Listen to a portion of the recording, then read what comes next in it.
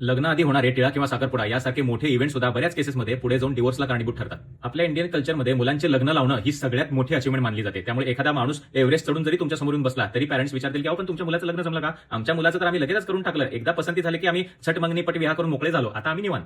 आणि एकदा का मुला-मुलींनी आपली पसंती कळवली की जसं बसमध्ये रुमाल टाकून ठेवतो ना सीट बुक करायला, तसा एखादा प्रोग्राम उरकून घ्यायची ह्या आई-वडिलांना घाई लागलेली असते. हे लग्नाआधी असे प्रोग्राम करण्याची जी घाई असते ना, ते मला वाटतं की परिवाराकडून किंवा समाजाकडून एखादा धमकीवाजा मेसेज देण्याचा प्रयत्न आहे का आपल्या मुलांना? मेसेज असा की आता तुम्ही दोघं एकमेकांच्या बंधनात अडकलेले आहात, तुमचं उद्या जाऊन लग्न होणार आहे आणि जर उद्या काही कमी जास्त झालं म्हणून तुम्ही लग्न न करण्याचा डिसिजन जर घेतला तर समाजामध्ये बदनामी होईल की या मुलाचं लग्न मोडलेलं आहे, या मुलीचं लग्न मोडलेलं आहे. जमलेलं लग्न मोडणं ह्या गोष्टीला इतका मोठा भाव करून ठेवलाय की मुलं त्या गिल्टच्या अंडर किंवा त्या प्रेशरच्या अंडर त्या पिरियडच्या दरम्यान म्हणजे एंगेजमेंट ते लग्नाच्या मध्ये जो काही गॅप मिळतो त्यामध्ये काही गोष्टी आपल्या ऑब्झर्वेशनमध्ये जरी आल्या की या माणसाच्या गोष्टी मला पटत नाहीत किंवा मला अवघड जाणार आहे पुढे जाऊन, तरी त्या इग्नोर केल्या जातात. मुलांच्या मनात ही अपराधीपणाची भावना येण्याच्या मागचं कारण म्हणजे मोठ्या प्रमाणामध्ये हा प्रोग्राम करून त्याचे फोटोज व्हिडिओ सगळीकडे व्हायरल केलेले असतात. सगळ्या रिलेटिव्हमध्ये फ्रेंड सर्कलमध्ये ही न्यूज झालेली असते. मुलांना मग असं वाटायला लागतं की आता हे इतक्या सगळ्या लोकांना माहिती आहे, याच्यातून मागे हटायचं कसं? एखादी प्रॉब्लेमॅटिक गोष्ट मांडायची तरी लग्न तर करायलाच पाहिजे, नाहीतर लोक उद्या आपल्यासोबत आपल्या आई वडिलांना घरच्यांना पण नावं ठेवतील. चला ठीक आहे, आपल्याला आता पटत नाही, मे बी पुढे जाऊन ह्या गोष्टी सॉर्ट आउट होतील. ऑलरेडी एवढी मोठी कमिटमेंट आपण एकमेकांना दिली आहे तर आपण लग्न करून घेऊ आणि हे घरचे आहेतच ना आपल्यासोबत, जर काय कमी जास्त झालं तर आपल्या मदत करायला. ह्याच गोष्टी लग्नानंतर मात्र मोठे इश्यूज मध्ये कन्वर्ट होतात. एकदा का पाणी नाकाच्या वरती गेलं, पेशन्स लेवल संपले की डिवोर्स शिवाय दुसरा पर्याय राहत नाही आणि आई वडील तर तेव्हा ह्या प्रॉब्लेम सॉल्व्ह करण्यामध्ये येऊ शकत नाही. म्हणून मला वाटतं लग्नाआधी मुला-मुलींनी एकमेकांसोबत जास्तीत जास्त वेळ घालवणं गरजेचं आहे. फक्त 2 तास कॉफीला भेटून पुरेसं नाहीये. तुम्ही 24 तास एकमेकांसोबत वेळ घालवला पाहिजे, कारण एखादी व्यक्ती 2 तास वेगळी वागू शकते पण 24 तास ते रूप पकडून चालू शकत नाही. त्यांचा ऍक्च्युअल पर्सनॅलिटी त्या बाकीच्या टाइम मध्ये तुम्हाला बघायला मिळणार आहे. आणि शक्य असेल तर मुलींनी तर मी म्हणतो लग्नाआधी मुलाच्या घरी जाऊन येऊन किंवा पॉसिबल असेल तर राहून यावं.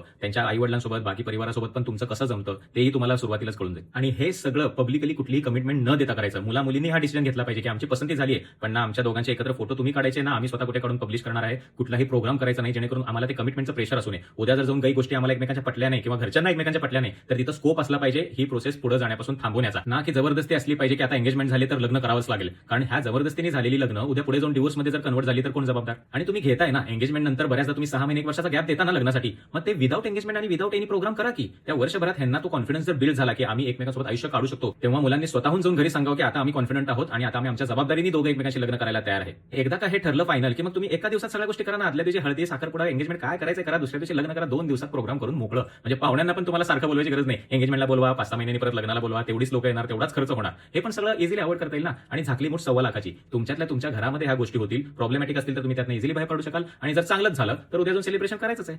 वेस्टर्न डेटिंग कल्चरमध्ये लग्नाआधी जो लिव्ह इन प्रकार आहे तो याच कारणांसाठी आहे. पण आपल्या लोकांनी त्याच्यातून काय घेतलं? लग्नाआधी एकत्र राहायचं आणि त्यात मजा करायची. Western dating versus Indian dating बद्दल आपण पुढच्या व्हिडिओमध्ये सविस्तरपणे बोलूया. पण आज हा विचार जर तुम्हाला पटला असेल तर हा व्हिडिओ जास्तीत जास्त शेअर करा आणि नसेल पटला तरी पण शेअर करा. दुसऱ्या कोणाला तरी पटेल आणि त्याचं भलं होईल. भेटूया परत पुढच्या व्हिडिओमध्ये. धन्यवाद.